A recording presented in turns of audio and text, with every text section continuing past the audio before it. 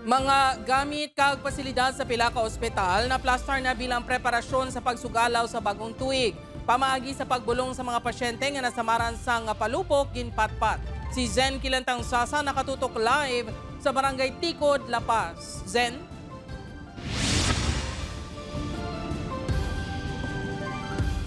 Jert, nakaalerto na ang health workers sa mga ospital sa Western Visayas sa mga posible mabiktima sang palupok sa pagsugalaw sang bagong tuig.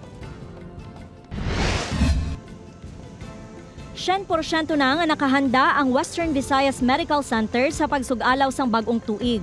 Bangod yara sa Code White, nakaalerto ang tanan nga health workers sa posible mabiktima sang palupok kag iban pang health emergencies. Sa datos sang ospital, humalin sang December 22, may napulo na ka firecracker-related incidents ang ospital. 8 dari ang outpatient, kalabanan sa mga pasyente, nalukpan sang boga. Sino kay Dr. Mary Grace Dorin, sa tion nga malukpan sang firecracker, dapat hugasan gilayon sang tubig ang pilas. Irrigate it. So we have this acronym that we say RICE.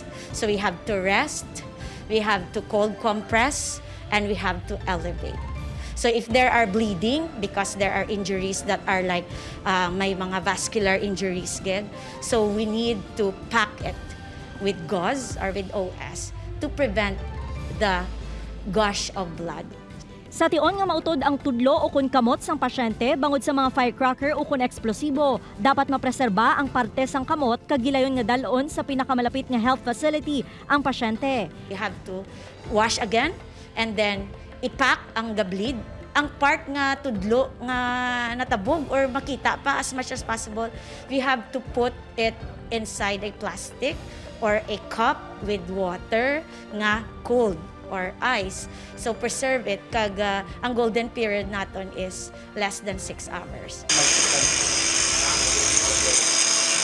Nakahanda ang mga personnel kag equipment sa ospital sa pag-akomodar sa mga pasyente. Kumpleto ang surgical instruments kag medical supplies, pareho sang IV fluids, wound sprays, bandage, burn ointment, pangtahi sa pilas kag iban pang kagamitan. Available man ang itlog sang manok para sa first aid sa watusi poisoning kag iban pang substance ingestion.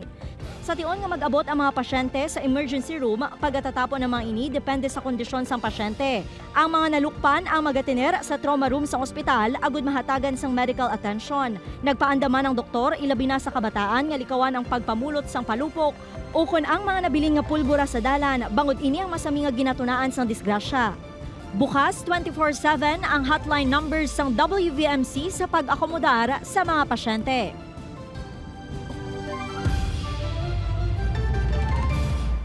Jert, ginahinyo sang health authorities ang publiko nga sa baylo nga magpalupok, magbantay kag maglantaw na lang sang community fireworks displays agud makalikaw sa aksidente. Jert? Madamo nga salamat sa detalye kapuso Zen Kilantang Sasa.